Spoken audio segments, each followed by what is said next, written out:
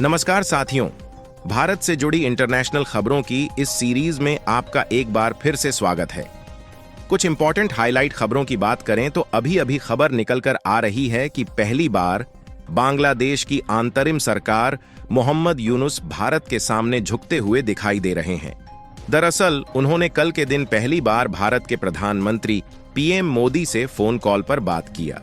और जो बात पीएम मोदी और बांग्लादेश के बीच हुई है, इससे यह बात पूरी तरह से नजर आ रही है कि बांग्लादेश की अंतरिम सरकार के लीडर मोहम्मद यूनुस भारत की बातें मानने के लिए तैयार हो रहे हैं और उन्हें भारत के सामने झुकते हुए देखा जा रहा है।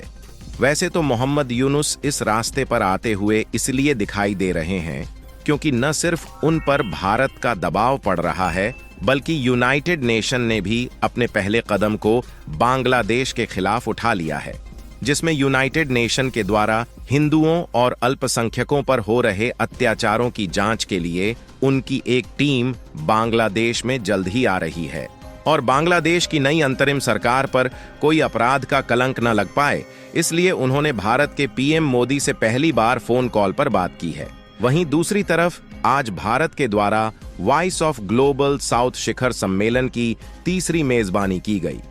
जिसमें भारत के अलावा Bhutan, Nepal, Fiji, Marshall Island और श्रीलंका के साथ साथ बांग्लादेश जैसे अन्य कंट्रीज ने पार्टिसिपेट किया, जिससे न सिर्फ इन देशों के साथ भारत का कंट्रोल बराबर बना रहेगा, बल्कि साथ ही इन देशों के साथ भारत का ट्रेड रिलेशंस और भी ज्यादा मजबूत बनाने की शुरुआत भारत के द्वारा की जा चुकी है। आज की इस वीडियो में भारत, बांग्लादेश, यूनाइटेड नेशन और voice of global south summit से जुड़ी कुछ ऐसी इंटरनेशनल खबरों को बताने वाले हैं जो कि भारत के नजरिए से बेहद ही इंपॉर्टेंट है। लेकिन आगे बढ़ने से पहले इस वीडियो को लाइक करके चैनल को सब्सक्राइब जरूर कर लीजिए,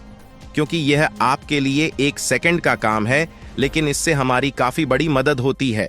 दरअसल अभी विदेश मंत्रालय की तरफ से सबसे बड़ी खबर सामने निकलकर आ रही है कि इस समय बांग्लादेश की अंतरिम सरकार के लीडर मोहम्मद यूनुस, जो अभी तक भारत का विरोध कर रहे थे, लेकिन इसी बीच कुछ ऐसा हुआ कि उन्होंने पहली बार भारत के प्रधानमंत्री पीएम मोदी से फोन कॉल पर बात की है और दोनों देशों के बीच जो बातें हुई है उसको सुनकर आप भी हैरान रहने वाले हैं, क्योंकि भारत अभी तक जो चाह रहा था, अब उस बात को मानने के लिए मोहम्मद यूनुस पहली बार तैयार हुए हैं। लेकिन हम इन बातों को बताएं उससे पहले आपके लिए कुछ बातें जानना जरूरी है। सबसे पहले तो आपको यह बात क्लियर कर दें कि जो बांग्लादेश की नई अंतरिम सरकार के लीडर हैं, उनमें भारत का विरोध साफ साफ नजर आ रहा है और जब से शेख हसीना जी भारत में शरण लिए हुए हैं,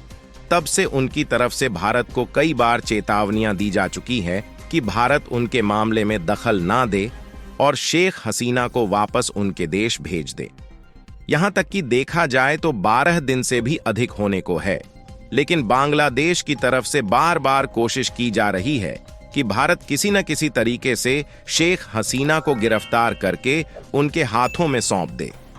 वैसे तो शेख हसीना खुद अपने देश में वापस जाने के लिए तैयार है, लेकिन जब तक वहां के हालात सामान्य नहीं हो जाते, तब तक ये वहां पर बिल्कुल भी नहीं जाने वाली है, क्योंकि उनके बेटे ने भी कह दिया है यदि वह बांग्लादेश में लौटती हैं तो वहां के प्रदर्शनकारी शेख हसीना का पसीना निकालने की कोई भी कसर नहीं छोड़ने वाले हैं, जिसका अंदाजा आप इस खबर को देखकर लगा सकते हैं, जिसमें बताया जा रहा है कि बांग्लादेश में जो प्रोटेस्टर है उनके द्वारा शेख हसीना के सपोर्टर और वहां के पत्रकारों पर अटैक किया जा रहा है, और वह भी शेख हसीना के सपोर्टर पर अटैक ऐसे समय पर किया जा रहा है जब बांग्लादेश से शेख हसीना को देश छोड़कर भारत में आए लगभग 2 हफ्ते हो रहे हैं। और वहीं दूसरी तरफ भारत का जो बांग्लादेश के साथ व्यापार है वह काफी ज्यादा डिस्टर्ब हो चुका है। यहां तक कि भारत के कुछ एक्सपोर्टर का तो यह भी कहना है कि जो सामान बांग्लादेश में एक्सपोर्ट भी हो पा रहे हैं, उनका पेमेंट बांग्लादेश की तरफ से करने में काफी ज्यादा देरी हो रही है, क्योंकि बांग्लादेश के हालात कुछ महीने पहले से ही बिगड़ना शुरू हो गए थे और 1-2 महीने पहले ही बांग्लादेश की अर्थव्यवस्था सड़क पर आ गई थी। इसके अलावा भारत के पॉलिसी मेकर और भारत की ऐसी इंडस्ट्रीज जो बांग्लादेश में अपने अलग अलग प्रोडक्ट को भेजती हैं। उन्होंने इसका अनुमान लगाया है कि बांग्लादेश की अर्थव्यवस्था जिस तरीके से सड़क पर आ रही है और शांत होने का नाम नहीं ले रही है, इससे आगे चलकर भारत का बांग्लादेश के साथ ट्रेड रिलेशंस पर काफी ज्यादा असर पड़ सकता है और भारत के निर्यात में कमी आने के कारण भारत की अर्थव्यवस्था पर भी काफी ज्यादा असर पड़ेगा, क्योंकि बांग्लादेश ही साउथ एशिया का एक ऐसा देश है जहां पर भारत सबसे ज्यादा सामानों को निर्यात करके कमाई करता है, जहां हर साल भारत $12 बिलियन के सामानों को बांग्लादेश में एक्सपोर्ट करता है, जिसमें खाने पीने की वस्तुओं से लेकर कपड़े और अन्य मशीनरी इक्विपमेंट शामिल है।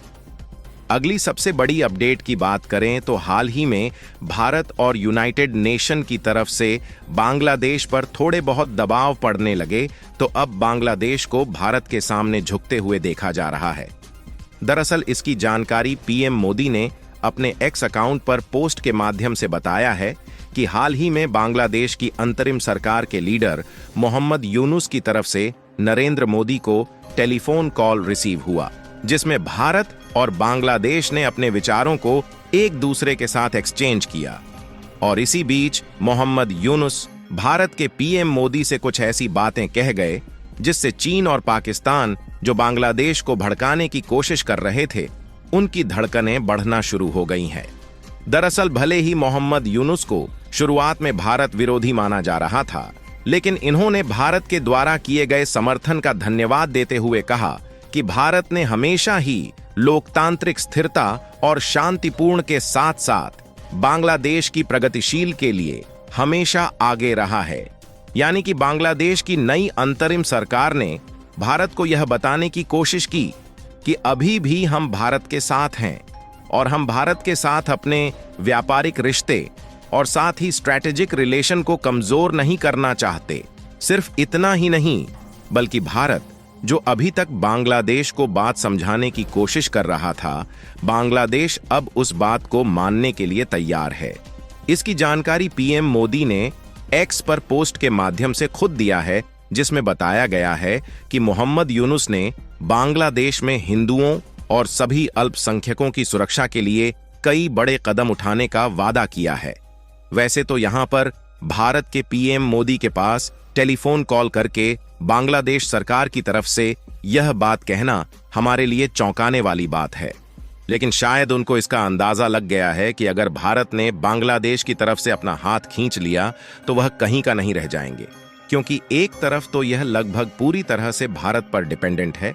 और वहीं दूसरी तरफ यूनाइटेड नेशन ने भी बांग्लादेश के खिलाफ अपने कदम को उठा लिया है और उनकी तरफ से बांग्लादेश में जो अत्याचार हो रहा है, इसकी जांच करने के लिए हाई लेवल की टीम भेजी जा रही है। और इसी बीच आज के दिन voice of global south summit Bharat के द्वारा होस्ट की गई, जिसमें Bhutan, Mauritius, Nepal, Fiji, Marshall Island और श्रीलंका के साथ साथ बांग्लादेश के मोहम्मद यूनुस भी शामिल हुए थे,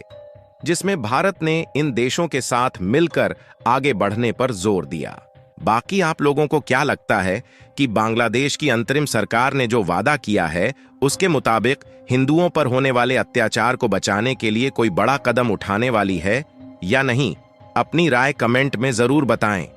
और इस वीडियो को एक लाइक करके अपने मित्रों तक शेयर जरूर करें ताकि उन्हें भी जानकारी मिल सके। इसी तरह और भी नॉलेजेबल वीडियो देखने के लिए चैनल को सब्सक्राइब करके बेल आइकन को ऑल पर जरूर सिलेक्ट करें।